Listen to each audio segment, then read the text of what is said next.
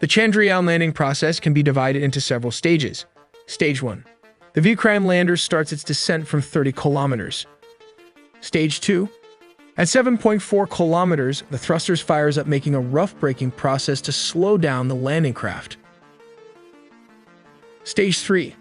At this phase, Vikram lander uses attitude hold. This is the autopilot settings that will hold the pitch of the aircraft constant when set to this mode at this angle. Stage 4.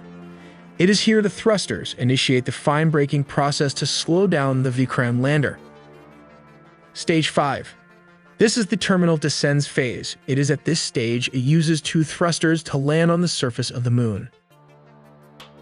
If the lasers and cameras detect uneven ground, it is pre-programmed to be moved 150 meters in search for an optional landing site.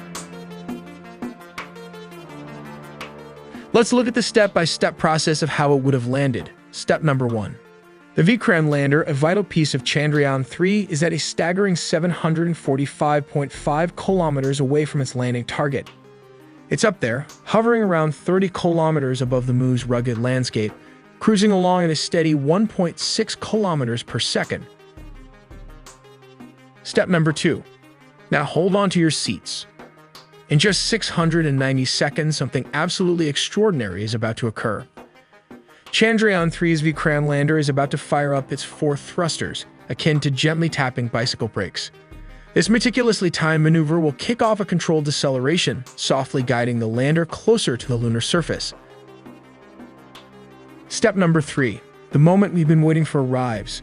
The onboard computer gives a resolute nod, and in just the next 73 seconds, the Vikram lander embarks on its final stretch, covering those crucial 150 meters. The four thrusters will synchronize in such a way to achieve a soft landing experience with a little bounce here and there. And if all goes well, we can call this a complete safe landing. Let's look at the basic step-by-step process of launching this rocket. Step number 1. The rocket's functioning revolves around a staged combustion cycle, employing liquid-fueled engines for both its core and supplementary boosters. Propelling the core stage is the Vikas engines. Step number 2. Concurrently, two solid propellant boosters contribute extra thrust during the initial launch phase. The upper stage of the LVM-3 incorporates the C-20 engine, an indigenous cryogenic engine developed in-house, furnishing the required thrust to attain the intended orbit. Step number 3. The vehicle initiates liftoff through the simultaneous ignition of the two boosters. Following this, the core stage L-110 is ignited roughly 113 seconds into the flight. Both S-200 boosters burn for around 134 seconds, and separation occurs at the 137-second mark. Step number 4. The payload fairing housing the satellite is subsequently detached at an altitude of 115 kilometers above the planet, approximately 217 seconds after launch. Step number 5. Chandrayaan-3 integrated module separates from the launcher and opens its solar panels. Step number 6. It is here the module will commence orbit-raising maneuvers. After orbiting for a few hours, the module will shift orientation toward the Sun. It will make around 5 orbits around the Earth. In layman's terms, they call this a slingshot technique, using the gravitational pull of the Earth and the internal thrusters to achieve the Moon-to-Earth orbit path. Step number 7. It is at this stage the module will get captured in the Moon-Earth orbit. It will then use the thrusters to slow down the module. Step number 8. Lander will separate from the orbiter. Step number 9. Even after detaching, the lunar orbiter will still be working, scanning the lunar surface for possible landing operations. Step number 10. The lander will then initiate the deboosting procedures as shown in the animations. Step number 11. After a successful soft landing, the lander will open its door. The rover will move out to explore and conduct scientific experiments as shown in these animations. For this reason, upon landing, the Chandrayaan-3 mission will operate for 1 lunar day. Yes, that's right, but this is equivalent to 14 Earth days, as shown in these animations. This is due to the extreme cold on the south pole of the Moon, freezing all its equipment. It is because there is no sunlight to power the lander and the orbiter. But the Russian Luna 25 mission was made to survive harsh freezing temperatures as it planned to use a radioisotope device to generate heat using plutonium as a source at night. That means it was planned to last for 1 year on the moon, but unfortunately it crashed. Presenting the billion-dollar question, why did they require 40 days for the Chandrayaan-3 lunar exploration mission to reach the southern pole of the moon? In contrast, China's Chang'e 2, launched in 2010, only took 4 days to cover the distance between Earth and the moon. The Soviet Union's Luna 1, the pioneering unmanned mission that came close to the moon, accomplished the journey in a mere 36 hours.